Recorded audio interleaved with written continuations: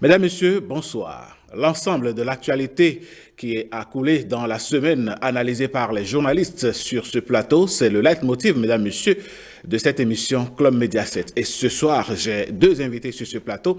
Yves-Patrick Loco, bonsoir. Bonsoir Alain, bonsoir aux téléspectateurs. Vous êtes journaliste de l'autre côté de Radio Bénin, la radio nationale. Bienvenue et merci d'avoir accepté notre invitation. Merci pour l'invitation aussi. En face de vous, nous avons Rolando Koutian. Vous aussi, vous êtes journaliste à la Radio Nationale. Donc, on dirait que c'est une émission maison aujourd'hui. Bienvenue à vous. Bonsoir et merci de m'avoir invité. Très content d'être en compagnie d'un aîné, Patrick Leco. Je crois qu'on va pouvoir s'amuser un peu. Pourquoi pas. Allez, ça promet donc de faire de grands débats par ici, mesdames, messieurs. Mais avant, voici la revue hebdomadaire de Marcella Rossi.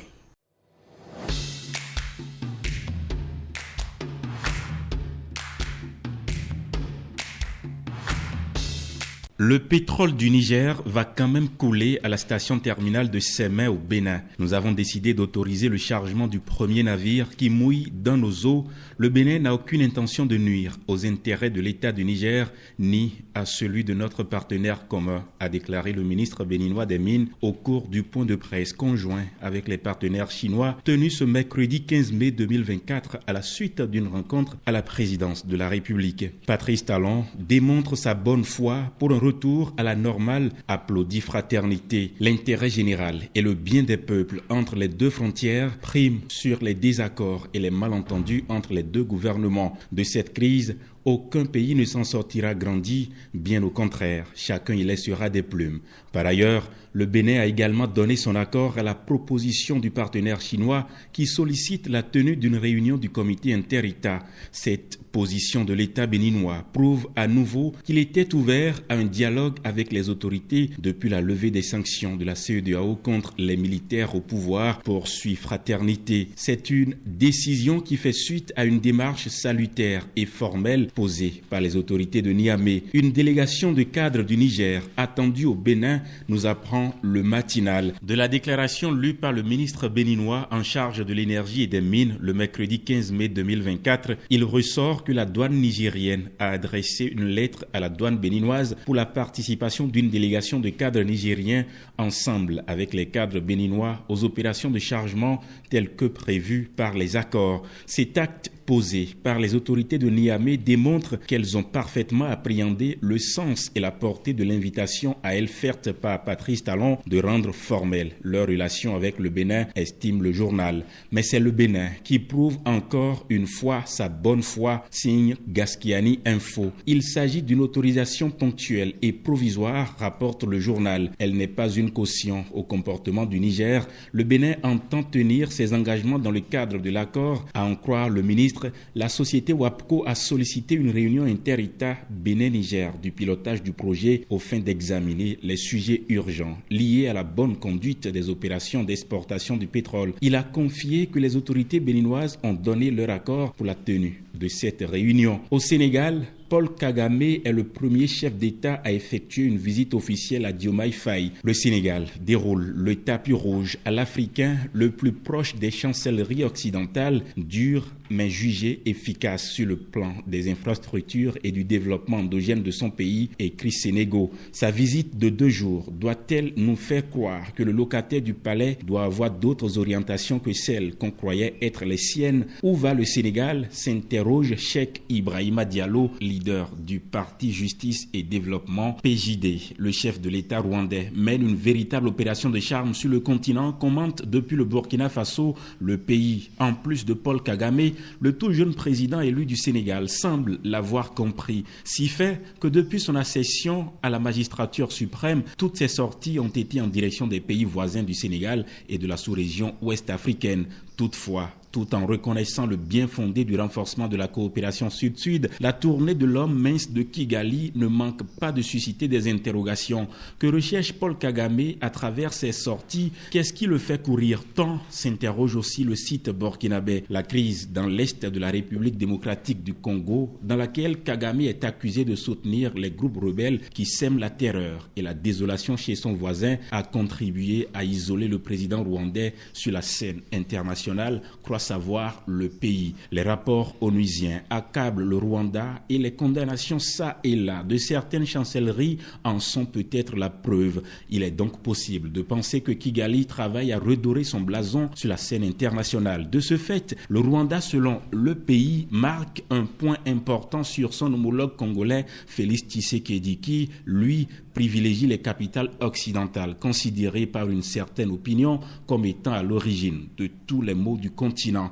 À la une cette semaine aussi, la visite de Jean-Luc Mélenchon au Sénégal. Le leader de la France insoumise répond à l'invitation du Premier ministre Ousmane Sonko, explique Sénégo. Objectif, rappelle le média en ligne, consolider les liens entre le PASTEF et la gauche radicale française qui a ardemment soutenu le camp d'Ousmane Sonko lors de sa longue bataille judiciaire avec les autorités. Au Sénégal, Mélenchon en autre voix de la France auprès du nouveau pouvoir, titre Libération. Jean-Luc Mélenchon devient le premier haut responsable politique français à être reçu par le nouveau pouvoir 6 semaines après la victoire de Bassirou Diomaye Faye à l'élection présidentielle sénégalaise, rappelle Le Monde Afrique, pour qui le leader de la France insoumise poursuit son opération séduction en Afrique.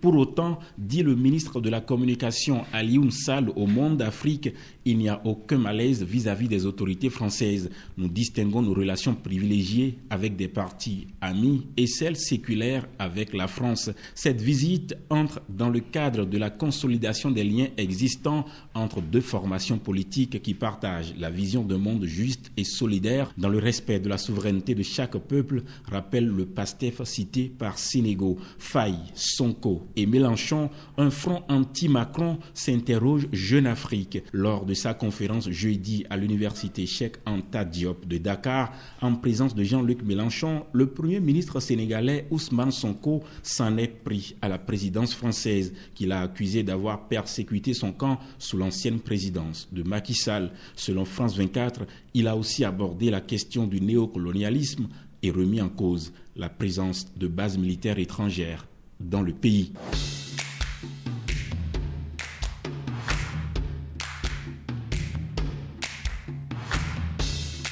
Retour plateau, mesdames, messieurs, après cette revue de presse présentée par Marcel Arossi, nous entamons donc l'actualité dans notre pays, 7 jours au Bénin. Voici la rubrique.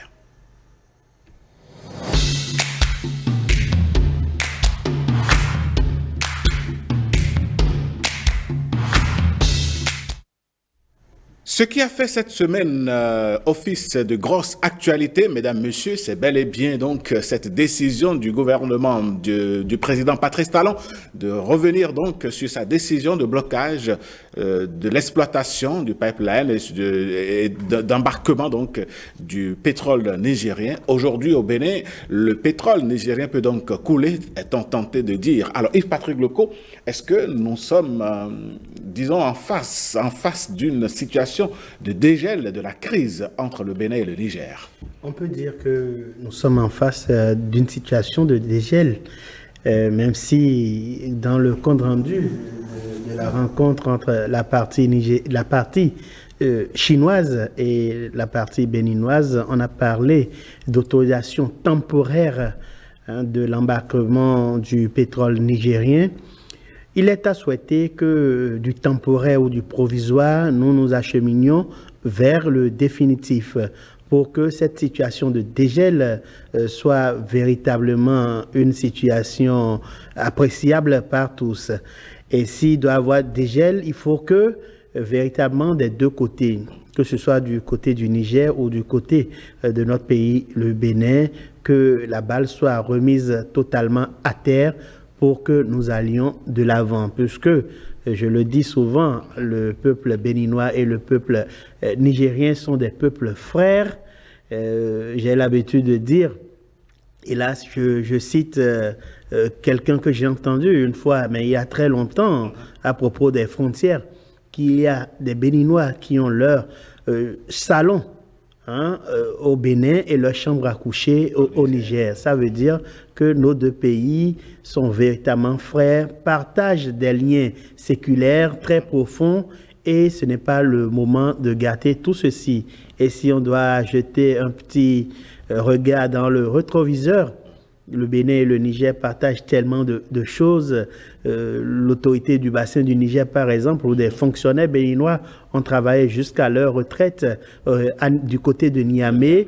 Nous avons eu l'OCDN, l'Organisation commune Dahomey-Niger, qui est devenue OCBN, Organisation commune Bénin-Niger des chemins de fer et de transport. Devenu Bénin Rail. Voilà, devenu Bénin Rail, oui. Et qui a eu comme employé du personnel des deux pays.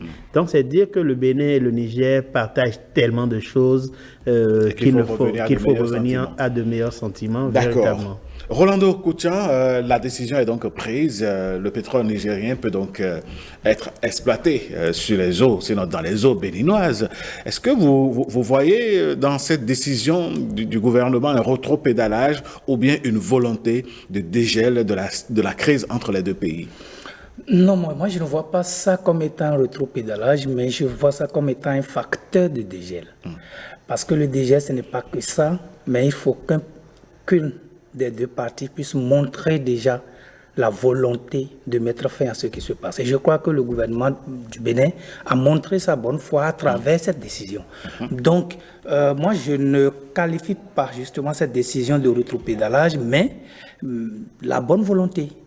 Parce que je me suis dit qu'à un moment donné, le gouvernement du Bénin s'est rendu compte qu'en fait, ce n'est pas un problème de président à président. En fait, c'est un problème d'État à État. Il y a des peuples, et les deux peuples, comme l'a dit Patrick tout à l'heure, sont des frères. C'est les mêmes peuples.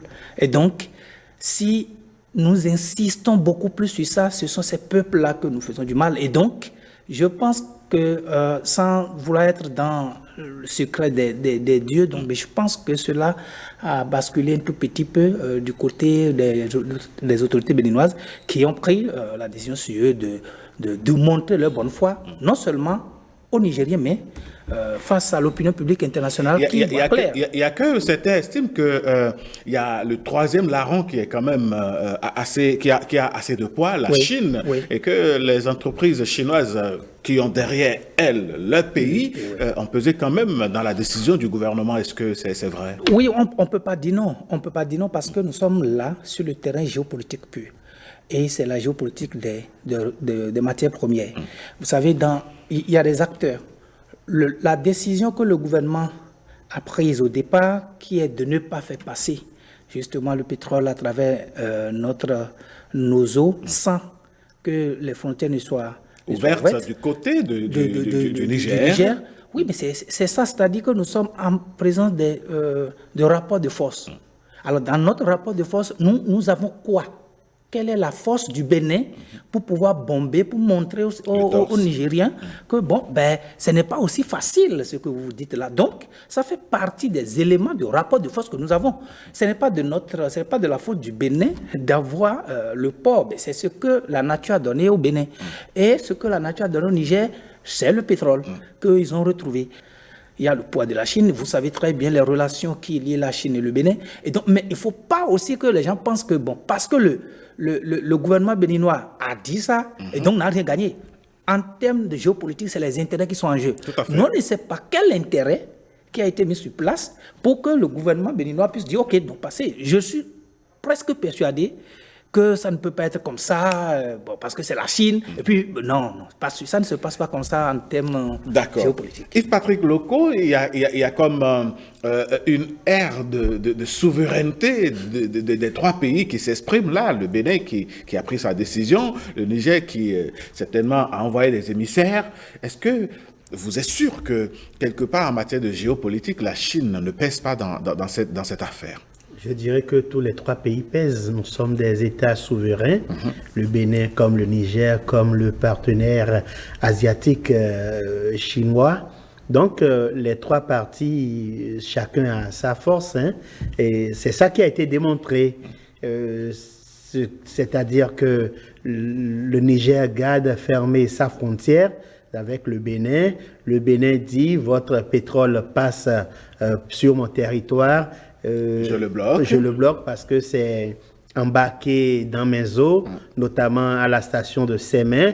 La Chine, qui est un partenaire des deux pays, il ne faut pas perdre de vue que la Chine a des intérêts au Bénin, au Niger également, dans tous les pays d'Afrique. Vous vous rappelez bien que le siège de l'Union africaine a été offert par la Chine. Tout à fait. Nous sommes à la télévision nationale ici, juste à côté de nous. Nous avons notre ministère des Affaires étrangères. Nous avons à Cotonou le stade général Mathieu Kérékou. Des infrastructures qui ont été construites par la Chine. Le palais des congrès qui est derrière nous. Donc, la Chine est un partenaire privilégié du Bénin. Nous avons des étudiants béninois en Chine, donc des boursiers béninois. Et c'est dire que la Chine et nous, c'est des rapports très étroits, un peu comme le Niger également. Donc, tous les trois pays ont des choses à mettre sur la balance et c'est peut-être ce qui a été mis sur la balance du côté de la Chine. Rolando Koutian, est-ce que la décision des autorités béninoises d'autoriser l'embarquement du pétrole nigérien pourrait infléchir un tout petit peu la position des autorités nigériennes à rouvrir la frontière de leur côté pour que les populations désormais puissent véritablement vaquer à leurs occupations? Moi, je crois que s'ils ont le souci du développement économique et surtout du développement social, s'ils ont le souci du bien-être de leur population, pourquoi pas? Ils doivent pouvoir ouvrir les frontières. Parce que les frontières qui sont fermées, ce n'est pas directement la frontière du pétrole. Hein. Mais c'est des vivres. C'est-à-dire que c'est ceux dont les peuples ont besoin. C'est d'autres secteurs commerciaux qui en souffrent en réalité. Ça touche directement le peuple. Et vous ne pouvez pas être président sans les peuples. Je ne sais pas si vous n'avez pas de peuple, vous dirigez quoi? Et donc, ceux qui sont présidents des pays sont présidents pour diriger un peuple. Et si le peuple est en difficulté, c'est que vous-même, en tant que président, vous êtes en difficulté. Et donc, je crois que elles devraient, les autorités nigériennes devraient prendre cette balle au rebond pour commencer les négociations. C'est vrai qu'on ne va pas dire qu'automatiquement, ça va s'ouvrir le lendemain, mais le Bénin a déjà posé le grand pas. Et quitte à être insulté un peu partout parce que sur les réseaux sociaux, oui, c'est rétropédalage. Oui, mais dans une relation de ce genre, en termes de diplomatie, il n'y a pas à faire d'avoir honte. C'est les intérêts qui comptent. Je l'ai dit tout à l'heure, c'est les intérêts qui comptent. Personne ne sait quels sont les intérêts que les Chinois sont venus mettre sur la table. Yves Patrick Dokou, est-ce que vous voyez les populations de part et d'autre jouer un certain nombre de partitions pour que les positions fléchissent davantage, je vais dire, beaucoup plus du côté nigérien? Oui, je crois que ça a commencé. Rolando l'a rappelé tantôt, quand l'enlèvement du frère nigérien a été interdit par un communiqué du ministre nigérien des Transports aux véhicules immatriculés au Bénin. Et ce n'est pas que des véhicules immatriculés au Bénin seuls. Il y a d'autres pays qui ont été cités dans le communiqué. Mais il paraît qu'on peut leur faire appel en cas de nécessité. Ils ne sont pas exclus. Ils ne sont pas exclus. Totalement. Mais pas les véhicules venant du Bénin. Donc, ce qui fait que forcément, des autorités, sinon des transporteurs nigériens, des hommes d'affaires nigériens qui ont immatriculé leurs véhicules au Bénin vont crier leur ras-le-bol. Parce que depuis le 26 juillet que le coup d'État, le putsch prononciamiento a eu lieu du côté de Niamey, les activités ont été bloquées. On a vu des reportages où sur des kilomètres, les véhicules étaient bloqués, où des gens qui avaient prévu faire 2 jours en route se sont retrouvés à faire plus de des mois. Tout ce que ça a créé comme dommage. Donc, ce n'est plus le moment aujourd'hui de ressasser tout ce qui s'est passé. Il va falloir aller de l'avant. Aller de l'avant également, il faut que les autorités béninoises aussi essaient de monter patte blanche, parce que c'est vrai, en cours de semaine, il y a un reportage de la télévision nationale nigérienne qui a été un peu checké pour voir si c'était la réalité, où on a parlé d'existence de bases militaires et autres. Il faut véritablement que la communication ou les négociations aillent également de ce côté-là pour qu'on monte réellement patte blanche pour montrer. Parlant de patte blanche, j'ai entendu le porte-parole du gouvernement béninois qui, dans une envolée lyrique, disait écoutez, les autorités nigériennes pourraient faire survoler notre pays pour voir s'il y a des bases militaires françaises ou pas. Absolument. Et je crois que dans ce même ordre d'idée, Marc Vizy, son Excellence Marc Vizy, l'ambassadeur de la République française près le Bénin, a également dit au cours d'une interview qu'il n'y a pas de base militaire française au Bénin, mais qu'il a reconnu qu'entre 2021 et 2022, il y a eu une quarantaine de militaires français qui ont opéré du côté de Tangueta et de Kandi. Tangueta dans la Takora, Kandi dans la Libori, mais dans le cadre de la coopération militaire. Ce sont des instructeurs, voilà. Donc, je crois que véritablement, les autorités nigériennes doivent entendre raison. Rolando Kotian, Yves-Patrick Loko l'évoquait, le Bénin et le Niger, dans cette crise, dans ce bras de fer, retiennent l'attention à l'international. Ouais. Dans le monde digital, ça parle, ouais. ça bouillonne. Est-ce que vous pensez que le gouvernement devrait revoir peut-être sa communication digitale pour faire en sorte que, de ce côté-là, ce son de cloche soit su par les autres? Bon, en fait, moi je vois la situation d'une autre manière. C'est-à-dire que je crois qu'en Afrique, les gouvernants font beaucoup plus confiance à ce que disent, comme les blogueurs. Sincèrement, il y a des gens qui ne maîtrisent rien du sujet. Et ils se mettent parce qu'ils sont des influenceurs, c'est comme ça on les appelle. Non, donc ils commencent par parler et voilà, activistes. Et puis on intoxique totalement la population par rapport à la réalité. Et je crois que tout à l'heure, Patrick l'a dit, oui. Il faut que nous puissions commencer par faire confiance à la parole officielle. C'est ça qui est le plus important. Alors, vous voyez, par exemple, les Nigériens ont conditionné l'ouverture des frontières par le fait que le Bénin les démontre qu'il n'y a pas de base militaire française sur le territoire. Bon, supposons que c'est vrai. En quoi est-ce que les Nigériens vont exiger du Bénin de montrer sa stratégie militaire? Je ne sais pas. Nous sommes un pays indépendant. Je ne crois pas que nous, on va demander aux Nigériens de nous expliquer pourquoi ils ont fait partie les Français chez eux, pourquoi ils ont fait partie les Américains chez eux. Les deux là sont au Niger, mais ils n'étaient pas au Bénin. Donc je crois que lorsqu'ils ont fait partie, le gouvernement béninois a pris acte aussi. Donc je crois que pour que vous puissiez cohabiter, il faut un minimum de respect, il faut une petite confiance que nous devons se faire pour vivre ensemble. Et cette confiance existait. Donc je crois que ce que les dirigeants béninois ont dit, bon, si effectivement ils ne sont toujours pas convaincus, je crois qu'on demande. J'ai l'impression qu'il y a manque de communication entre les deux États. J'ai l'impression que les Nigériens ne veulent même pas entendre.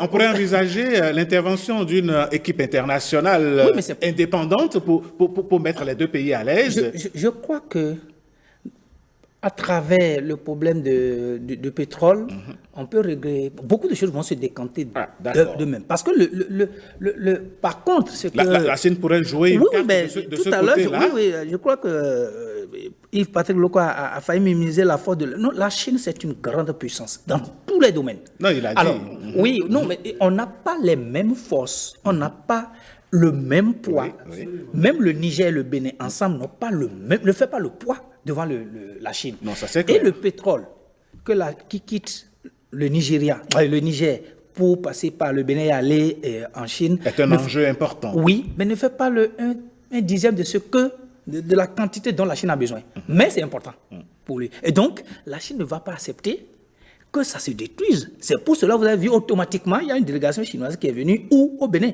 Parce que les Chinois savent très bien que c'est le Bénin qui détient la clé du passage. Les gars, ils ont la marchandise, mais bon, comment vous vendez ça? Vous n'avez pas le marché, entre griffes.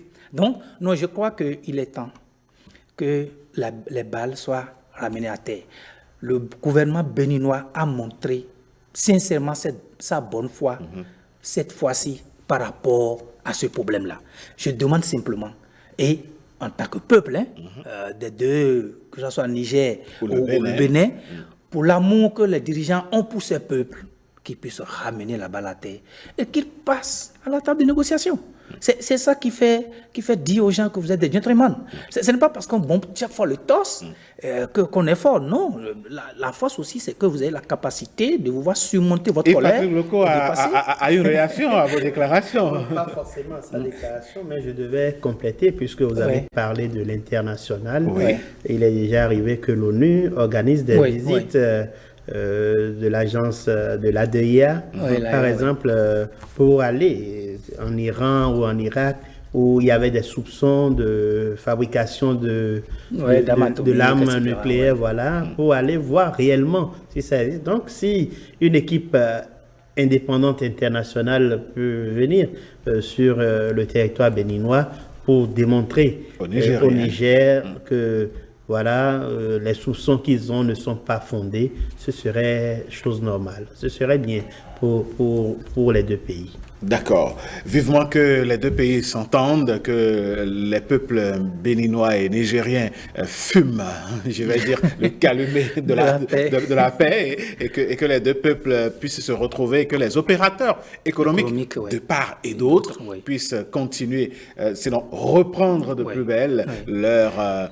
activités pour que l'économie des deux pays s'en porte bien. Alors, chers amis, on va embrayer sur l'international. Justement, on ira au Sénégal avec un pied au Burundi et puis au Rwanda, je vais dire, pardon, et après on ira certainement également, je dirais, en France, tout en restant au Sénégal. Mesdames, Messieurs, voici ce qui a fait l'actualité au plan international.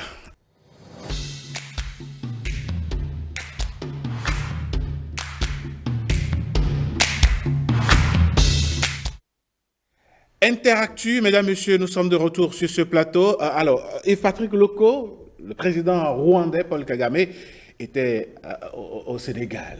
Qu'est-ce que vous pouvez comprendre par cette visite? Le Sénégal est devenu une grande attraction, une grande terre à visiter parce que pour les événements que vous savez, avec notamment l'arrivée au pouvoir du jeune Bassirou Diomaye Faye, qu'on n'attendait pas, parce que les choses ne se sont pas passées comme l'aurait prévu l'ancien président Macky Sall. Donc, Diomaye Faye et, dans une moindre mesure, Ousmane Sonko sont devenus des attractions. Des phénomènes, quelque chose qui sort de l'extraordinaire qu'il faut aller voir. C'est vrai que Diomaye Faye, le nouveau président sénégalais, lui-même a commencé par visiter quelques pays. Il est allé en Gambie, il est allé à Bissau. Il prend contact avec ses voisins. Contact avec ses voisins, et aussi dans la sous-région, ses voisins lointains, avec qui il partage le même espace communautaire. Et si le président rwandais Paul Kagame se rend à Dakar, c'est parce que, qu'on le veuille ou pas, c'est une grande force sur le continent africain, Paul Kagame. Tout à fait. De bonnes choses se passent au Rwanda, tout comme au Sénégal. Donc, en termes d'échange d'expériences, d'échange d'idées pour le développement des deux pays, il y a des choses à faire, même si on peut reprocher certaines choses au Rwanda. On sait que Paul Kagame s'apprête pour son 4e mandat, ce qui n'est pas un exemple forcément. Mais la constitution de son pays lui donne le droit d'y aller, donc ce n'est pas forcément un problème. Mais Paul Kagame au Rwanda, c'est un bon signe que la collaboration entre le nouveau pouvoir et les autres pays, eh bien cette collaboration va bien se dérouler. Alors, Rolando Kouchan, est-ce que vous avez l'impression que un certain nombre de pays voudraient bien déjà prendre attache avec les nouvelles autorités sénégalaises pour être dans les bonnes grâces, on peut dire? Oui, bien évidemment. Bien évidemment, parce qu'en fait, l'arrivée au pouvoir je peux dire, du parti de l'opposition PASTEF, avec tout ce qui s'est passé, je crois qu'effectivement, comme l'a dit Patrick, c'est devenu une attraction. Et donc, on veut aller voir, mais comment est-ce que ça s'est passé? En fait, les gens ne vont pas, à mon avis, ils ne vont pas là-bas pour aller voir le président, mais pour aller voir cette maturité de la jeunesse sénégalaise. Vous voyez, ça s'est passé sans qu'il y ait de coup d'État, sans qu'il y ait... C'est vrai qu'il y a eu des morts parce que... Une soixantaine, selon les chiffres publiés. Voilà, c'est regrettable, bien évidemment. C'est regrettable, mais c'est la manière par laquelle ça s'est passé, qu'on le veuille ou non, c'est de façon démocratique que ça s'est passé. Donc les institutions sénégalaises sont fortes. Ça devient un exemple d'aller voir comment est-ce que ça se passe.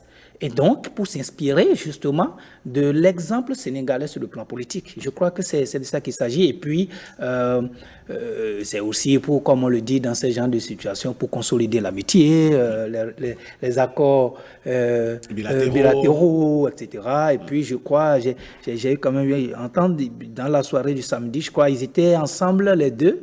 Ils étaient au stade pour aller suivre le match de basket. Vous savez très bien que Kagame aime trop le basket. Et donc, que ce soit le Rwanda et le Sénégal, je crois, c'est les deux pays que Afro League Basket a choisi pour son truc. Donc, ils sont allés regarder ensemble le dernier match entre le club sénégalais de l'Est Douane et le club de l'armée rwandaise. Et donc, c'était une manière aussi de consolider, de donner beaucoup plus de joie dans le cœur de la jeunesse pour dire, bon, voilà. Mais quelque part, Yves-Patrick Loko a effleuré un peu la question. Quand on est candidat à un 4e mandat dans son pays et qu'on vient visiter un président qui a lutté pour empêcher un 3e mandat, est-ce qu'il n'y a pas comme quelque chose il n'y a pas un truc qui ne marche pas? Oui. Bon, en fait, vous savez, je crois que Patrick a ajouté tout à l'heure que la Constitution le permet. Yves-Patrick Loko, objet de toutes les attractions, quand on sait que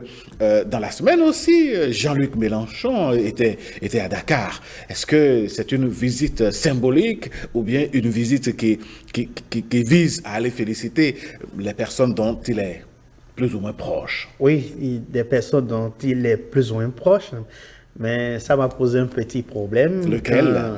Le jeune, je dis jeune parce que je suis un peu plus âgé que lui, le jeune Gabriel Attal est devenu Premier ministre en France. Je me rappelle un commentaire de Jean-Luc Mélenchon qui a dit, je me rappelle plus exactement. Les thèmes, mais c'est un peu comme pour dire honte à la République qui est dirigée, honte aux nations dirigées par les enfants. Il a lâché cette phrase un peu malheureuse. Donc, aller voir la jeunesse sénégalaise au pouvoir, je me dis peut-être qu'il a regretté ce mot qu'il a lâché dans son pays, en France. Mais bon, c'est toujours bien de se rapprocher des dirigeants, vous l'avez rappelé. Et Jean-Luc Mélenchon, il dirige un parti d'opposition. La France Insoumise, voilà, en l'occurrence. La France Insoumise. Et il faut dire que le PASTEF également, ce parti de Sonko et de Diomaye Faye, ce parti dissous au Sénégal en son temps, était un peu comme une formation politique insoumise. Donc, quand le patron de la France Insoumise décide de venir au Sénégal voir des dirigeants d'un ancien parti insoumis, c'est une bonne chose. Oui, mais l'autre chose, là je vais m'adresser à Rolando Koutian, c'est que le PASTEF, qu'on le veuille ou pas, a un soubassement panafricaniste, et on voit aussi le combat de Jean-Luc Mélenchon à l'autodétermination des peuples africains. Est-ce qu'il n'y a pas un rapprochement de ce courant politique entre les deux personnalités? Oui, beaucoup plus. Parce que si vous avez la même vision, vous avez les mêmes pensées, vous vous rejoignez naturellement, vous vous attirez naturellement. Donc je crois que au Sénégal, Mélenchon a trouvé un parti qui peut, entre griffes, valablement le représenter, un truc comme ça. Parce que, qu'on le veuille ou non, c'est quand même pour la première fois dans ma connaissance que après l'élection, c'est le leader de l'opposition qui rend visite au Sénégal par le président de la République. Bon, il y a et donc, une rencontre prévue mais dans l'ordre des priorités, on aura retenu que Mélenchon a coupé de l'herbe sous les pieds de Macron. Voilà. Donc, mais ce qui me dans leur relation, je me dis, ben, est-ce que, bon, il y a beaucoup de choses qui les séparent, qui les opposent fondamentalement. Les nations n'ont pas d'amis, ils ont des intérêts, ça c'est clair. Et c'est justement ce que... Il n'y a pas de discours à endormir les peuples. Il n'y a pas de discours, c'est pour cela que... Il ne faut pas être naïf. Dans un pays, on a des opposants. Et les problèmes qui sont au cœur du pays, l'opposition peut faire comme il veut, mais lorsque le pays a un problème à l'extérieur, on soutient le pays. Parce que, après, vous êtes en train de vouloir diriger ce pays-là un jour. Et donc, ça fait que dans les pays occidentaux... Alors, vous pensez que si Mélenchon devient président de la République française, un de ces quatre, il pourrait avoir opposition d'idées et de...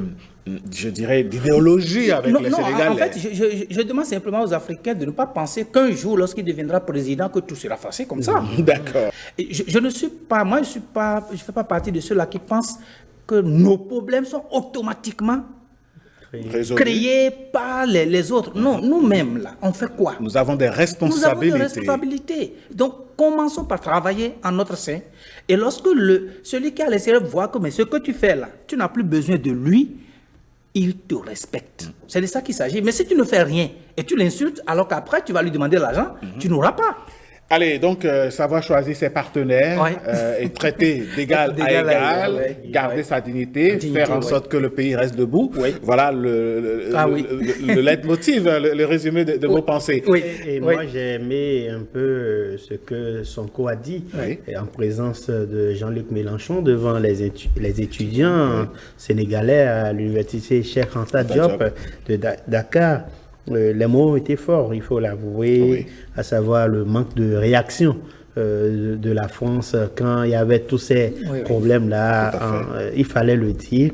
Et je crois que si, pas Sonko, si le président Diomaye Faye disait la même chose devant Emmanuel Macron prochainement, ce serait bien. Ce serait un message très fort envoyé aux dirigeants français. Absolument. Parce que l'opposition est parfois à géométrie variable selon qu'on soit tchadien ou nigérien. Bon, voilà. Ou gabonais. Allez, chers amis, on va rester dans cette belle ambiance pour embrayer sur les potins de la toile. On va voir un peu aujourd'hui, comme nous avons commencé par le faire depuis cette petite saison, on fait un clin d'œil aux caricaturistes de la presse. La toile en ébullition avec ses potins. Voici les potins de la toile.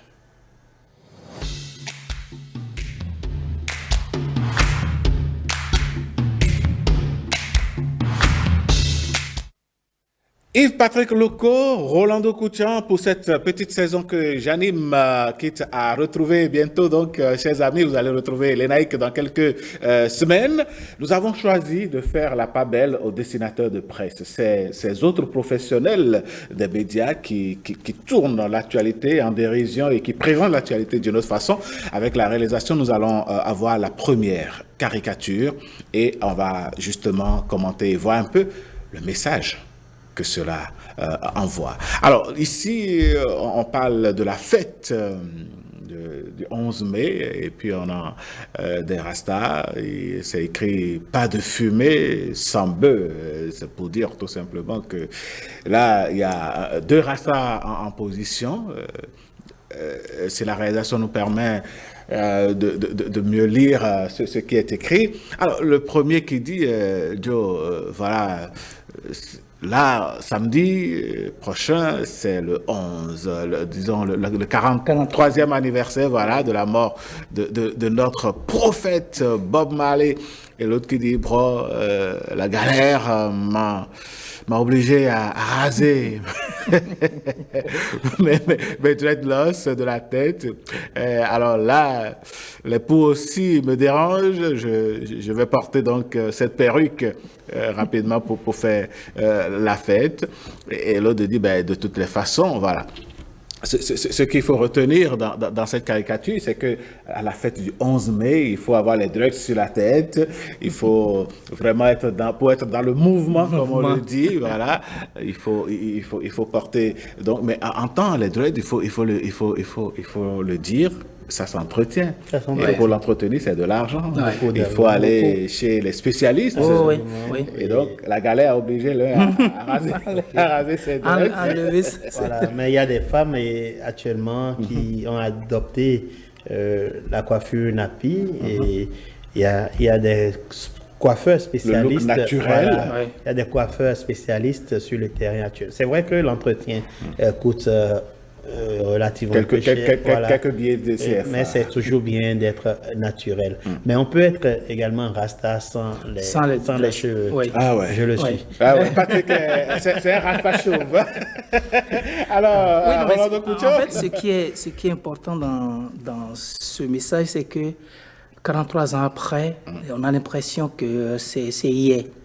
Donc, Bob Marley vit démontre, toujours. voilà, ça démontre la légende qu'a incarné justement l'artiste.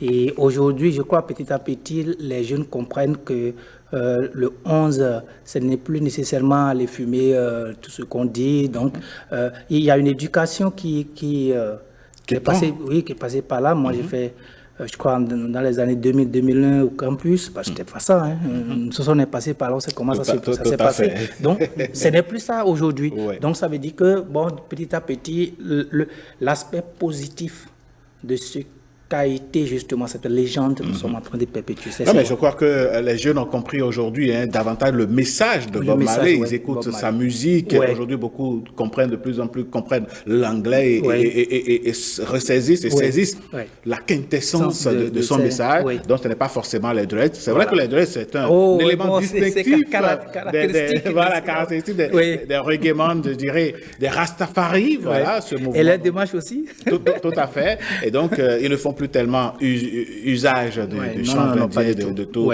des objets psychotropes. Donc, il faut éviter ça. Mais ce qui est sûr, si vous faites l'option d'avoir des dreads, il faut aussi être sain dans son corps et dans son environnement, pouvoir permettre aux autres de respirer. C'est pas la peine d'avoir des rastas sur la tête et empêcher les autres de respirer. Parce que vous ne les entretenez pas. Alors, vous ferez donc mieux de les raser comme... Ou bien d'être comme Patrick. Comme moi, Patrick bon, tranquille. Bon, voilà, on dirait donc que... Ouais, rasta dans la tête. On dirait que sur ce plateau, il y a que des rastas dans la tête. Sans dread. Oh, dans la tête. Voilà. Allez, on va passer donc à la deuxième caricature pour voir donc le message que cela transmet. Alors là, nous avons le personnage principal du déchaîné des jeudis, DDJ, et c'est Loki qui interpelle un de ses locataires. Il dit, le 5 du mois est déjà passé et tu n'as pas encore payé ton loyer, hein, mais pendant ce temps, pourtant, tu manges du poulet braisé comme si de rien n'était. Alors, Rolando Couture, est-ce que c'est parce que le monsieur, il doit des loyers qu'il ne va pas manger? Non, mais en fait, il va tout de même manger, c'est quand même non? bien inspiré. Hein. Oui, mais il va manger, mais c'est un peu difficile. Tu dois de loyer, tu es dans la même maison que le locataire, qui a du mal à manger, le propriétaire, autant pour moi, qui a du mal à manger, qui attend son loyer pour aller manger. Mais toi, tu prends son loyer pour te taper un poulet. Non, il ne peut pas être content. Il ne peut pas être content. Parce que non seulement tu prépares ça, les effluves sortent dans la maison. Non, oui, je crois que... Et Patrick Lecomte, vous êtes d'accord avec Orlando? Personne ne peut être d'accord. Il vaut mieux sortir pour aller manger. C'est voilà. Et faire le malheureux devant le portier. Ah, non, là, c'est une stratégie. Ça, c'est un doigt dans la partie. Mais les maisons modernes, on ne vit pas avec le propriétaire. C'est une agence. Non, mais peut-être que c'est ce jour-là, le propriétaire passait. Et il a vu le mec, il est passé par. Il l'a aperçu par la fenêtre. Parce que les maisons modernes, c'est des agences qui vous gèrent et dès le premier, ils commencent par vous dire bonjour. Bonjour. Oui, mais l'autre chose, c'est aussi la pression que subissent ceux qui sont dans les maisons de location. Les temps sont difficiles. Les temps sont difficiles, mais le propriétaire a construit sa maison pour en vivre. C'est pour ça qu'il ne faut pas que le locataire mange à sa faim. Oui, le locataire doit manger à sa faim, mais il faut qu'il essaie de... Il s'abonne alors à des fretinins au lieu de poulet rôti. Dans la période avant l'échéance, il va falloir qu'il se comportent bien. Mais généralement, quand tu es en location, il faut savoir se planifier, réserver l'agent du loyer. Moi, je crois que à travers l'humour, là, c'est quand même le problème social qui est en train de se poser. Ça se passe tous les jours. Bon, c'est vrai que l'acteur a voulu mettre cet aspect de poulet là-dedans, mais c'est que vraiment, ça chauffe. Il arrive parfois que le locataire n'a pas vraiment l'argent. Oui, mais il n'a pas. C'est pas qu'il ment, mais c'est parce qu'il n'a pas. Et c'est pas parce qu'il ne se débrouille pas. Hein. Il se débrouille, mais il n'y en a pas. Donc, il faut également un peu mettre un peu d'humanisme. Voilà. Comprendre la personne. Il y a des propriétaires qui... C'est peut-être 3 mois après, ils vous appellent. Est-ce que tu n'as pas quelque chose pour moi? J'ai des amis ou des connaissances dont les propriétaires sont comme ça. Ils te laissent 3 ou 4 mois, ils t'appellent. Mais après, les gens abusent quand même. Après aussi, quand vous avez les moyens, il faut se rappeler.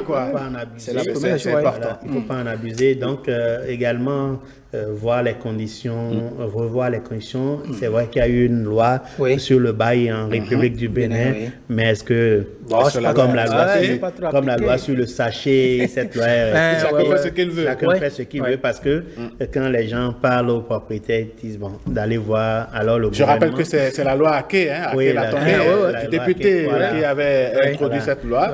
Tu évoques ça chez un propriétaire, dit mais... D'abord, va le voir, va louer chez lui. Allez, la prière que nous allons faire à tous les Béninois et à toutes les autres nationalités qui vivent au Bénin, c'est d'avoir les moyens de construire sa maison, peu importe comment c'est, essayer de résider dans son propre chez-soi. Et puis bon, voilà. Et maintenant, quand on est dans l'immobilier aussi, on peut... Que les moyens soient là pour qu'on puisse payer, qu'on soit à l'aise.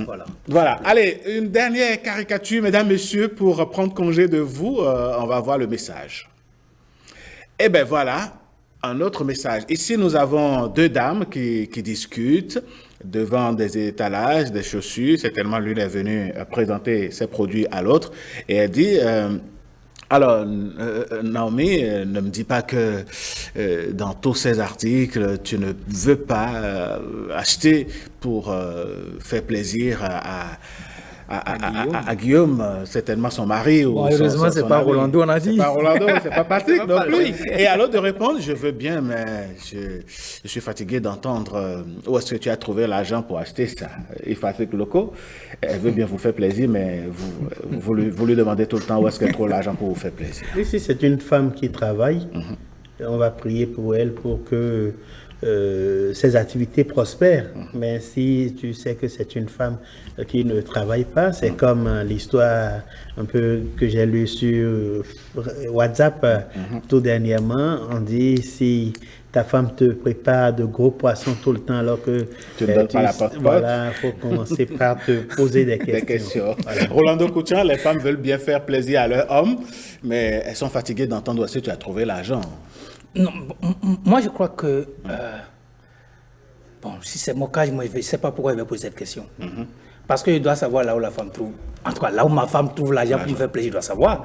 Maintenant, à moins que, bon, peut-être c'est une copine, ils ne sont pas encore mariés, et puis la dame aussi ne veut pas montrer clairement qu'il a l'argent. Parce que c'est elle qui demande toujours. Donc, naturellement, le garçon va se poser la question, mais en fait, toi qui n'as jamais l'argent, mais comment tu fais? Tu as un sugar. Voilà, ou bien tu as un sugar derrière. Pour le cas d'une copine. Et je peux placer un mot. Oui, c'est de remercier l'émission pour le clin d'œil qui est fait aux caricaturistes. Oui, merci. Ces gens-là, parce que le photojournalisme, on me l'aurait appris, et la caricature, c'est deux composantes entières qui font partie de la presse écrite. Donc, dans un journal qui se respecte, il doit avoir un photojournaliste qui va au reportage comme le journaliste, et il y a un caricaturiste qui est là, tout au moins hebdomadairement, sinon sur le journal, a les moyens chaque jour pour pour faire des illustrations. Voilà, rendre compte de l'actualité du point de vue caricature.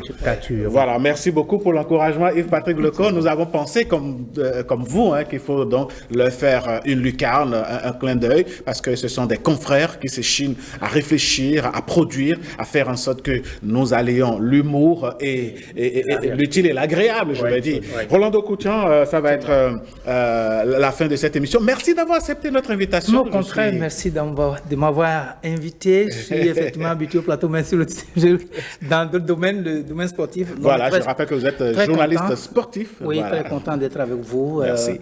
Vraiment, il y a beaucoup appris également sur le plan politique, sur le plan diplomatique aussi. Donc, allez, vraiment, avec le consultant maison. Ah oui, avec le consultant maison. Patrick Lecaux, merci. On se donne rendez-vous prochainement, mesdames, messieurs, pour une autre partie d'analyse, de décryptage de l'actualité par les journalistes, par les analystes politiques. Nous en recevons également sur ce plateau. Merci également à vous pour votre fidélité au programme de la chaîne du service public. Bonsoir chez vous et à bientôt.